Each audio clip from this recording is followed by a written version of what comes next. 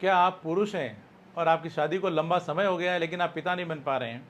तो आज का वीडियो आपके लिए काफ़ी काम का है। आज की वीडियो में बात करेंगे ऐसी वो 2 इम्पोर्टेंट कौन सी जाँचें हैं जो कि आप करवा कर पता लगा सकते हैं कि आपके अंदर कोई कमी तो नहीं है।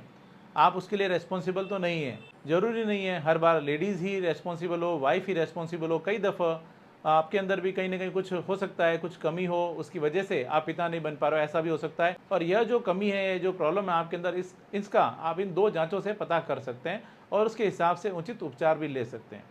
मैं जोधपुर से doctor Kuldeep Jahangir, homeopathy consultant, एक बार फिर से आपका अपने यूट्यूब चैनल में स्वागत करता हूं।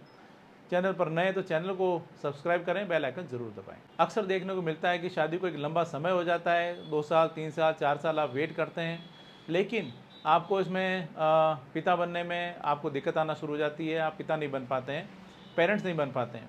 और जब कभी भी आप इसके ट्रीटमेंट के लिए जाते हैं तो अक्सर ऐसा होता है कि इसमें ज़्यादातर लेडीज़ की कई जाँचें होती है वो करवा के देखी जाती है और पता चलता है कि लेडीज़ की सारी जाँचें जो हैं, वो वाइफ़ की जो भी जाँचें हैं वो सारी ठीक है, उसमें कोई समस्या नहीं है।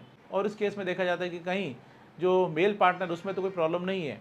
तो उसमें ये 2 जाँचें होती है जो कि बहुत ही इंपॉर्टेंट होती है, जो करा के देखनी होती है। एक नंबर पे अगर मैं बात करूँ तो वो है यूएसजी स्क्रोटम।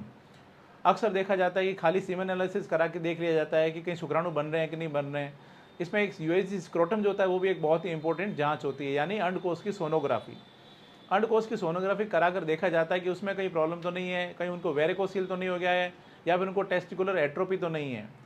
अक्सर जब जांच करा के देखी जाती है उसमें पता चलता है कि इनको वेरिकोसील है। अब अगर बात करें कि वेरिकोसील आखिर क्या होता है और ये क्यों होता है, तो वेरिकोसील जो होता है वो वह कंडीशन होती है जिसमें कि उनके अंडकोश के अंदर कुछ मोटी मोटी नसें बन जाती है, नसों के गुच्छे से हो जाते हैं, जिसकी वजह से अंडकोश में उनको दर्द रहता है, भारीपन महसूस होता है और ये दर्द जो होता है वो कभी कभी नीचे थाई में भी जाता है, ऊपर पेट की तरफ भी जाता है। और ये जो वेरिकोसिल जो डेवलप हो जाता है उसकी वजह से शुक्राणुओं पर बहुत ज़्यादा असर पड़ता है। शुक्राणुओं की कमी हो जाती है, अक्सर देखने को मिलता है, या फिर वो ओलिगो, जिसको बोलते हैं ओलिगोस्पर्मिया, और या फिर शुक्राणुहीनता जिसको बोलते हैं एजुस्पर्मिया, यानी शुक्राणु बनना ही बंद हो जाते हैं। और इसके लिए वेरिकोसिल जो होता है वो काफ़ी हद तक जिम्मेवार होता है, जो कि आप इस प्रकार की सोनोग्राफी कराकर पता कर सकते हैं।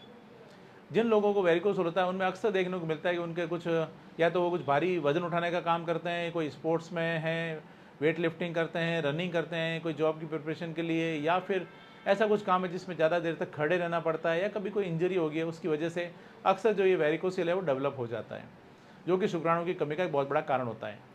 दूसरा जो यूएसजी स्क्रोटम से हमें पता चलता है वो होता है टेस्टिकुलर एट्रोफी। अक्सर देखने को मिलता है कि आपके टेस्टिस का जो साइज़ है वो नॉर्मल जितना होना चाहिए उससे कभी कभी वो साइज़ जो होता है वो छोटा हो जाता है, सिकुड़ जाते हैं। और जब ये टेस्टिस छोटे हो जाते हैं उसके कारण भी शुक्राणु के बनने पर उसका असर पड़ता है। शुक्राणु की कमी जो होती है उसका एक बहुत बड़ा कारण होता है टेस्टिकुलर एट्रोफी, जो कि आप इस प्रकार की सोनोग्राफी कराकर पता लगा सकते हैं। इस प्रकार से आप समझ सकते हैं कि यूएसजी स्क्रोटम जो है वो बहुत ही इंपॉर्टेंट टेस्ट होता है। दूसरे नंबर पे जो टेस्ट कराना है वो होता है आपका सीमेन एनालिसिस, यानी वीर्य की जांच। सीमेन एनालिसिस जो होता है उससे आपको पता चलता है कि आपके शुक्राणु जो हैं वो प्रॉपर्ली बन रहे हैं कि नहीं बन रहे हैं, उनका काउंट कैसा है, ठीक है या नहीं है, या कम बन रहे हैं, या फिर अगर बन रहे हैं तो उनकी मोटिलिटी जितनी होनी चाहिए उतनी है कि नहीं है। खाली बनने से नहीं होता है, उनकी मोटिलिटी भी होनी चाहिए। इसके साथ ही साथ उनकी बनावट सही है कि नहीं है, जितना होना चाहिए सही नॉर्मल पैरामीटर्स के अकॉर्डिंग है कि नहीं है। इसके अलावा कोई अंदर इन्फेक्शन वगैरह तो नहीं है, पसेस वगैरह तो नहीं है। इसके लिए यहाँ पर मैं एक टेबल दे रहा हूँ, आप देखेंगे आपको पता चल जाएगा, उससे आप अपनी जो सीमेन एनालिसिस जो है उसे आप मैच कर सकते हैं कि आपके पैरामीटर सही है या नहीं है। ये 2 जांचें होती है जो खास जांचें, यूएसजी स्क्रोटम और सीमेन एनालिसिस कराकर आप अपने अंदर अगर कोई कमी है तो उसको आप ढूंढ कर उसके अनुसार उचित उपचार ले सकते हैं। अब अगर बात करें इसके ट्रीटमेंट की, तो होम्योपैथी में वेरिकोसील के लिए बहुत अच्छी मेडिसिन अवेलेबल होती है। मैं कई ऐसी रिपोर्ट्स हैं जो कि बीच बीच में शेयर करता रहता हूँ, जो कि बिना ऑपरेशन वेरिकोसील जो है वो कई पेशेंट हैं उनके ठीक हुए हैं। वेरिकोसील के अंदर होम्योपैथी के चमत्कारिक रिजल्ट्स होते हैं, शायद आपको भी ऑपरेशन कराने की ज़रूरत नहीं पड़े।